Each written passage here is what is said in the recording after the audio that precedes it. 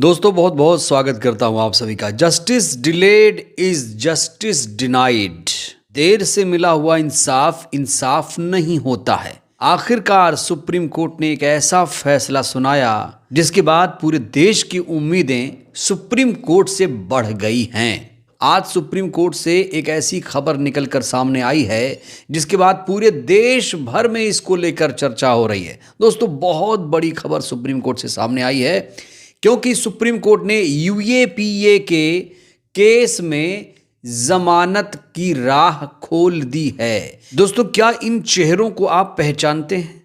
इन चेहरों को जरा गौर से देखिए।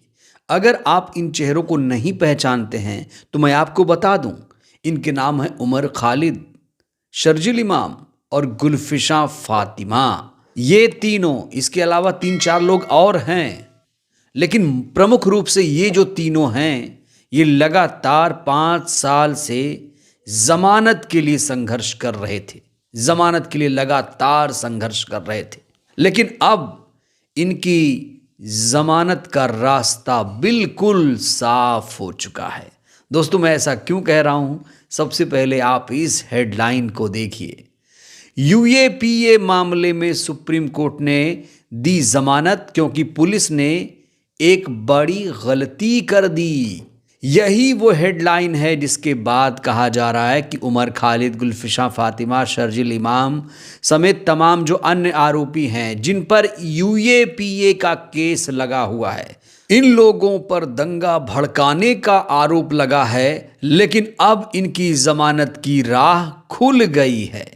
दोस्तों ऐसा पहली बार हुआ है जब सुप्रीम कोर्ट ने किसी शख्स को यूएपीए के मामले में जमानत दी है। कहा जाता है कि एक बार अगर किसी आरोपी को यूएपीए के तहत गिरफ्तार कर लिया जाए तो उसे जमानत मिलना बहुत मुश्किल हो जाती है, और उमर खालिद इसके सबसे बड़े उदाहरण हैं। बिना ट्रायल के उमर खालिद को 5 साल तक जेल में रखा गया। उसके बाद बहुत साल बाद उनके खिलाफ चार्जशीट पेश की गई, उसमें भी बहुत सारा गड़बड़ घोटाला था। इसीलिए कहा जा रहा है उमर खालिद समेत तमाम जो आरोपी हैं जो यूएपीए के तहत जेल में कैद हैं, अब वो भी बाहर आ रहे हैं। तो देश की सबसे बड़ी अदालत ने जैसे ही यूएपीए के केस में आरोपी को जमानत पर रिहा करने का आदेश दिया, देश की उम्मीदें बढ़ गई कि अब उमर खालिद भी बाहर आ जाएंगे। दोस्तों सबसे पहले इस पूरे मामले को समझते हैं, क्योंकि एक शख्स को यहां जमानत दी गई है। पहले पूरे मामले को समझते हैं, उसके बाद जो पूरा सीन है आपको समझ में आएगा। इंडियन एक्सप्रेस की रिपोर्ट के मुताबिक 2023 में एक शिकायत दर्ज हुई थी। प्रतिबंधित संगठन उल्फा इंडिपेंडेंट के कुछ सदस्य अलग अलग चाय बागानों से हर साल 1 लाख रुपए की जबरन वसूली मांग रहे थे।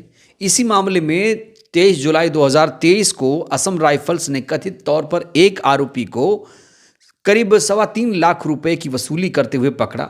गिरफ्तारी के बाद उसके खिलाफ आईपीसी की धारा 384 जबरन वसूली, 107 उकसाने के अलावा गैर कानूनी गतिविधियां रोकथाम अधिनियम जिसे यूएपीए कहते हैं उसकी धारा 10A 3 और 4 गैर कानूनी संगठन की सदस्यता के तहत केस दर्ज किया गया। और जब किसी के खिलाफ यूएपीए के तहत केस दर्ज होता है वो आतंकवाद की श्रेणी में भी गिना जाने लगता है। इसीलिए यूएपीए को सबसे संगीन धाराओं में गिना जाता है। लेकिन कहा जा रहा है कि इस शख्स को इसलिए जमानत दी क्योंकि जो पुलिस है जिसने जांच पड़ताल की थी उसने एक बहुत बड़ी गलती की थी। पिछले 2 साल से यह शख्स जेल में बंद था, लेकिन पुलिस ने कोई चार्जशीट दाखिल नहीं की, और इस शख्स की जमानत का आधार यही बना क्योंकि पुलिस ने कोई चार्जशीट इसके खिलाफ फाइल नहीं की थी। वहीं कहा जा रहा है कि आरोपी ने सुप्रीम कोर्ट में कुछ दस्तावेज भी पेश किए हैं। उसने कोर्ट को बताया है कि इस तरह के एक मामले में भी उसे पहले भी जमानत मिल चुकी है, क्योंकि पुलिस ने तय समय सीमा के भीतर चार्जशीट दाखिल नहीं की थी। अब आप लोग सोच रहे होंगे डिफॉल्ट जमानत का मतलब क्या है। तो दोस्तों डिफॉल्ट जमानत भी आप लोग समझ लीजिए। इसका मतलब है कि जब पुलिस तय समय सीमा यानी आमतौर पर 60 दिन, 90 दिन या यूएपीए जैसे मामलों में 180 दिन के भीतर चार्जशीट दाखिल नहीं करती तो आरोपी को कानून के तहत स्वतः जमानत पाने का अधिकार मिल जाता है। यूएपीए के तहत जेल में बंद आरोपी ने सुप्रीम कोर्ट में दरवाजा खटखटाया था और इसके लिए बाकायदा एक बेंच का गठन किया गया जिसमें जस्टिस विक्रमनाथ और संदीप मेहता शामिल थे। सुप्रीम कोर्ट की पीठ ने कहा है कि आरोपी को जमानत मिलनी चाहिए क्योंकि उसकी गिरफ्तारी की तारीख से लगभग 2 साल तक चार्जशीट दाखिल नहीं की गई और मुकदमे के जल्द खत्म होने की कोई उम्मीद नहीं है। इसलिए कोर्ट ने आरोपी को जमानत पर रिहा करने का आदेश दे दिया है। इतना ही नहीं, अदालत ने इस बात पर जोर देते हुए कहा कि चार्जशीट दाखिल किए बिना आरोपी को लंबे समय तक हिरासत में रखना बिल्कुल गलत है। दोस्तों, सुप्रीम कोर्ट का ये बहुत बेहतरीन फैसला है। हैरानी की बात तो ये है कि जिस शख्स की बात हो रही है उसका नाम भी मीडिया ने नहीं बताया। इंडियन एक्सप्रेस में ये पूरी रिपोर्ट छपी हुई है। ये केस इसलिए महत्वपूर्ण हो जाता है क्योंकि सुप्रीम कोर्ट ने ऐसे शख्स को जमानत दी जिसे यूएपीए के तहत गिरफ्तार किया गया। इसीलिए दोस्तों, इस समय अब उम्मीदें बढ़ चुकी हैं उमर खालिद की भी। उमर खालिद को आप लोग जानते होंगे। उमर खालिद को 2020 में दिल्ली दंगों के आरोप में गिरफ्तार किया गया था। सिर्फ उमर खालिद ही नहीं, शर्जील इमाम, गुलफिशा फातिमा समेत तमाम लोग गैर कानूनी गतिविधियां रोकथाम अधिनियम यूएपीए के तहत जेल में बंद हैं। ये लोग जेल में यूएपीए के तहत बंद हैं क्योंकि हमारे देश में एक समान कानून है, ऐसा माना जाता है, सिद्धांत में ही सही। तो जब एक शख्स को जिस पर यूएपीए लगा था उसे जमानत सुप्रीम कोर्ट से मिल रही है तो फिर उमर खालिद को भी मिलेगी जमानत। यही फैसला दोस्तों उमर खालिद पर भी अप्लाई होगा। दोस्तों, जमानत के बहुत सारे नियम हैं। कहा तो ये जाता है कि जमानत नियम है और जेल अपवाद है। आप ये देख लीजिए कि बड़े बड़े खूंखार अपराधियों को भी जमानत मिल जाती है। ये जो राम रहीम है, ये जो आसा राम है, इन्हें जमानत मिल गई। ये लोग रेपिस्ट हैं और इन्हें जमानत मिल गई। तो फिर उमर खालिद जैसों को क्यों नहीं जमानत दी जाए, ये अपने आप में बड़ा सवाल है।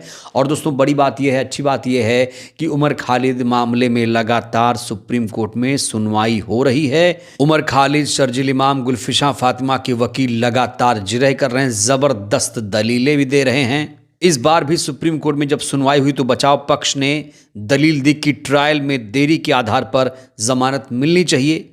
सुप्रीम कोर्ट के कई फैसले ऐसा कहते हैं। उन्होंने 5 साल में जेल बिताए और लगभग पूरी सज़ा काट ली।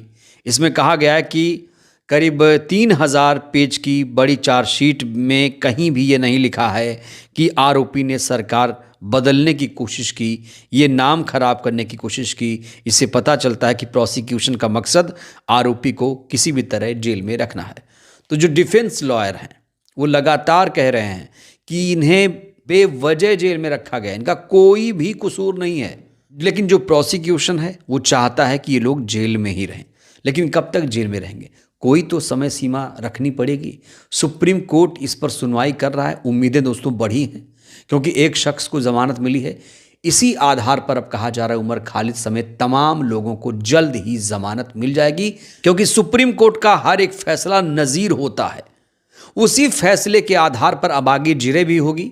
आपको बता दें कि उमर खालिद, शर्जील इमाम और गुलफिशा की तरफ से कपिल सिब्बल, अभिषेक मनु सिंघवी जैसे दिग्गज वकील जिरह कर रहे हैं, शानदार दलीलें दे रहे हैं। बहुत जल्द दोस्तों खुशखबरी मिल सकती है क्योंकि बेल नियम है, जेल अपवाद। चूंकि यूएपीए के मामले एक शख्स को जमानत मिल गई तो फिर इन्हें भी जमानत मिलेगी। हमारे देश में समान कानून है, सबके लिए कानून बराबर है। तो अब दोस्तों उम्मीद रखिए बहुत जल्द उमर खालिद को बेल मिल जाएगी, ऐसी उम्मीद लोग कर रहे हैं। बहरहाल आप लोगों को क्या लगता है, क्या उमर खालिद को जमानत मिल पाएगी? आप लोग इस बारे में क्या सोचते हैं? राय दीजिएगा। धन्यवाद।